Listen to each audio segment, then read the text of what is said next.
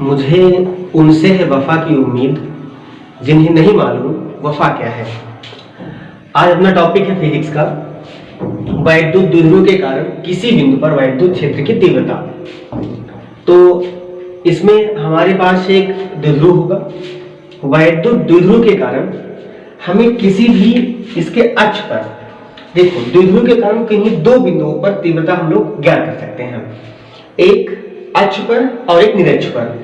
अगर हमें तीव्रता अक्ष पर निकालनी है तो हम लोग पहला पढ़ेंगे अक्ष पर। हमारा पहला होगा अक्ष पर, इट मींस द्विध्रुव के अक्ष पर तीव्रता होगी। तो द्विध्रुव के अक्ष पर जो तीव्रता होगी उसके लिए हम आज इसके द्विध्रुव के अक्ष से ही एक पॉइंट मान लेंगे कोई, वो मान लेते हैं m है, और वो द्विध्रुव के मध्य बिंदु से ही है।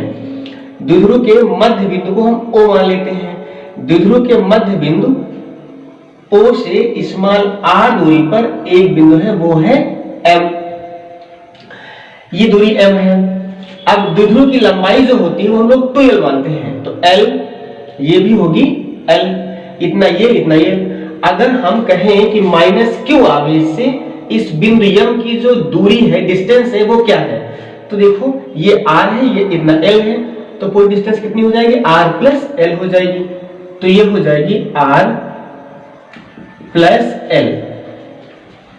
ये हमारी डिस्टेंस हो गई है, -q आवेश से बिंदु m की दूरी हो गई है। अब हम देखेंगे प्लस q आवेश से बिंदु m की दूरी कितनी है, तो ये r है और ये l है। तो r से अगर l को घटा देंगे हम तो क्या आएगा, अपना r माइनस l आएगा, r माइनस l आएगा, हमारा आएगा r माइनस l। ये डिस्टेंस हो गई हमारी प्लस q आवेश से बिंदु m की दूरी हो गई, और माइनस की मतलब दूरी जो है बिंदु m की वो कितनी है, r प्लस l है।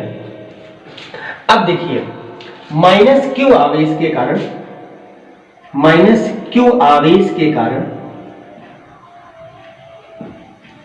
कारण बिंदु m पर वैद्युत क्षेत्र की तीव्रता, इसे हम E1 लेकर लेते हैं, 1/4πε0 इंटू q/r² होती है।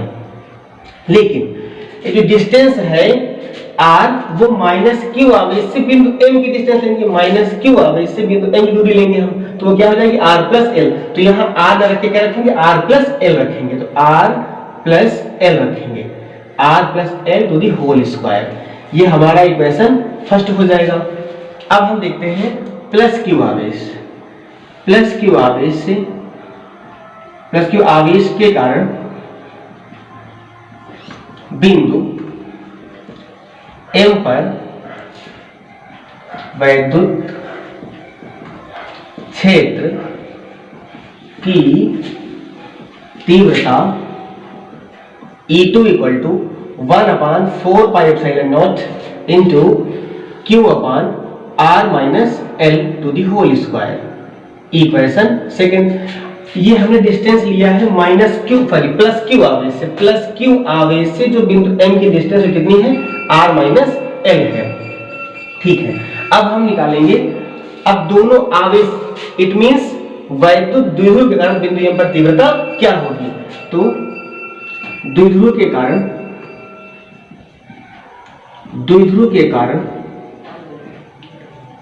बिंदु m पर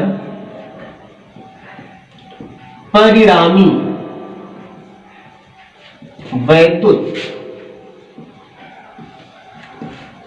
क्षेत्र की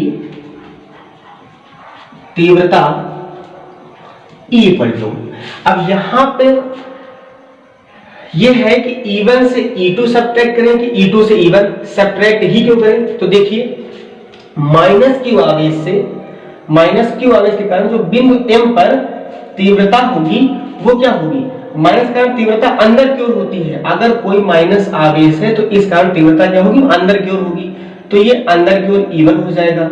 अगर कोई प्लस आवेश है तो इस कारण तीव्रता क्या होती, बाहर की ओर, तो यहाँ ये बाहर की ओर क्या हो जाएगा, ये E1 और ये E2 हो जाएगा। अब ये देखिए कि दोनों की दिशा विपरीत हैं और दोनों 180 पर लगे हुए हैं। जब 180 पर लगे हो और दिशाएं विपरीत हो, इसका मतलब होगा कि तीव्रता क्या होगी, घटेगी। लेकिन E1 से E2 या फिर E2 से E1, इसमें क्या होगा, तो जो छोटा है उसको घटाएंगे बड़े वाले से। अब देखिए छोटा कौन बड़ा कौन, जैसे मान लीजिए हमारे पास 16/4 है और 16/8 है। इसमें जो ये है डिनोमिनेटर, इट मींस हर अगर बड़ा होगा तो वैल्यू उसकी कम आएगी, और हर अगर छोटा है तो वैल्यू क्या आएगी, बड़ी आएगी। जिसका हर बड़ा होगा वो छोटा होगा, जिसका हर छोटा होगा मतलब वह मान क्या होगा, बड़ा होगा। तो यहाँ देखिए ये हर छोटा है और ये बड़ा है, तो इसका मतलब ये बड़ा होगा, E2 बड़ा होगा, E1 छोटा होगा। हम तो क्या करेंगे, E2 से E1 को सब्ट्रैक्ट करेंगे, मतलब घटा देंगे। तो E इक्वल टू E2 की वैल्यू रखेंगे 1/4 pi epsilon naught into Q upon R minus L to the whole square, minus E1 की वैल्यू है 1/4 pi epsilon naught into Q upon R plus L to the whole square. अब यहां पर हम लेंगे common, तो Q देखिए यहाँ Q भी कॉमन हो जाएगा। 4 पाई एप्सिलॉन नॉट यहाँ पर भी है, यहाँ पर भी ये कॉमन हो जाएगा।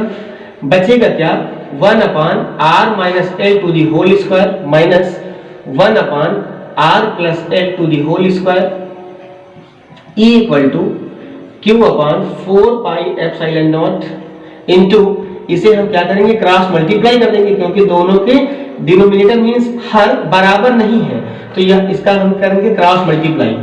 R plus L to the whole square minus R minus L to the whole square upon R minus L का whole square, R plus L to the whole square. ये हो जाएगा E equal to Q upon 4 pi epsilon naught, इसे तोड़ देंगे A plus B to the whole square से, तो A square plus B square plus 2A मतलब R, B मतलब L, माइनस मतलब ब्रैकेट लगा देंगे। अगर कहीं पर भी माइनस है तो सावधानी इसी में है कि जो है हम यहाँ ब्रैकेट लगा देंगे एक, तो गलतियां नहीं होने की संभावना बढ़िया, मतलब अच्छी रहेंगी, गलतियां नहीं होंगी। तो यहाँ पर A minus B to the whole square को तोड़ेंगे फार्मूले से, A square plus B square L square minus 2AB 2R into L upon, यहाँ देखिए R minus L to the whole square, R plus L to the whole square. देखिए square कभी भूल जाइए आप, अगर आप रखिए R minus L, R plus L, A minus B, A plus B, तो क्या होता है फार्मूला, A स्क्वायर, देखिए A minus B into A plus B, formula क्या होता है, A square minus B square. तो यहाँ क्या हो जाएगा, R square minus L square. अब देखिए स्क्वायर है तो स्क्वायर हम पूरे पर लगा देते हैं ये, ठीक है, क्योंकि हम जानते हैं Q upon 4 pi epsilon naught, देखिए R square plus L square plus 2RL, हम ब्रैकेट तोड़ेंगे माइनस अंदर ले जाएंगे, minus R square minus L square minus minus plus 2RL,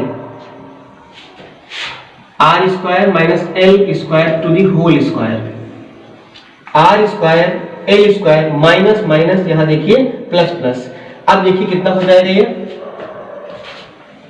इधर आ जाइए, तो E equal to Q upon 4 pi epsilon naught into 2RL कितना हो गया, 4RL हो गया, 4RL हो गया upon R square minus L square to the whole square, ठीक है। अब देखिए यदि L जो है वो बहुत छोटा होता है किससे, R से, L जो है, जो दोनों ये आवेश होते हैं ना बहुत पास रखे होते हैं, इसलिए हम L को R की तुलना में, देखिए R कितना बड़ा है, L कितना छोटा है, तो हम R की तुलना में L को बहुत छोटा मानते हैं। तो अच्छा, तो इससे L स्क्वायर जो होगा वो और छोटा, ऐसा क्यों, क्योंकि अगर हम L की वैल्यू पॉइंट में लेंगे, मान लीजिए हमने लिया L इक्वल टू 0.1, तो इसकी जो वैल्यू होगी L स्क्वायर वो कितनी आएगी, 0.1 टू दी होल स्क्वायर, 0.1 1 1 जा 1। अब देखिए दो अंक पहले पॉइंट लग जाएगा, तो ये हो जाएगा 0.1। अब ये तो और छोटा हो गया L से, तो L स्क्वायर की वैल्यू और छोटी, क्यों करेंगे, और छोटा मतलब होता जाएगा, इसलिए हम ये कह सकते हैं कि जो L स्क्वायर होगा बहुत छोटा होगा, तो L स्क्वायर को नगण्य, L स्क्वायर को हम नेगलेक्ट कर देंगे, नगण्य मान लेंगे। नगण्य मान लेंगे, नेगलेक्ट कर देंगे, ठीक है। तो E is equal to Q upon 4 pi epsilon naught, इसे बंद कर दीजिए और Q को यहां कर लीजिए। देखिए इसे हम कर सकते हैं 2 इंटू 2, देखिए 2 इंटू Q को हम यहां रख लेंगे। अब यहां बचा एक 2 बचा है, क्योंकि 2 4 होता है, 2 बचा और ये 12 बचा, तो क्या हुआ Q into 12 upon R square to the whole square, ठीक। और देखिए R ही बचा हुआ तो R लिख लेंगे यहाँ पे हम, ये हम R यहाँ पर लिख लेंगे, ये R हो गया, 2 दूनी 4 हो गया, L तो L हो गया, Q तो हमारा Q भी हो गया। अब देखिए ये जो वैल्यू होती है हम जानते हैं कि Q इंटू जो 2L है ये क्या होता है, P होता है, वैद्युत द्विध्रुव आघूर्ण होता है P, तो इसकी वैल्यू क्या है यहाँ पुट मतलब P पुट कर सकते हैं। तो E equal to 1 upon 4 pi epsilon naught into 2 P into R upon क्या हो जाएगा R टू द पावर 4, एक R क्या हो कैंसिल हो गए, यहाँ 3 R बच गए, तो कितना है 1 upon 4 pi epsilon naught into 2P upon R cube. ये हमारा हो गया है फार्मूला प्रूफ, ये हमारा फार्मूला है। यदि हमें किसी भी बिंदु पर द्विध्रुव के कारण, वो भी अक्ष पर निकालना है, अक्ष पर तीव्रता निकालनी है, किस पर निकालनी है, अक्ष पर निकालनी है, तो हमारा जो फार्मूला होगा वो क्या होगा, E is equal to 1 upon 4 pi epsilon into 2P upon R cube.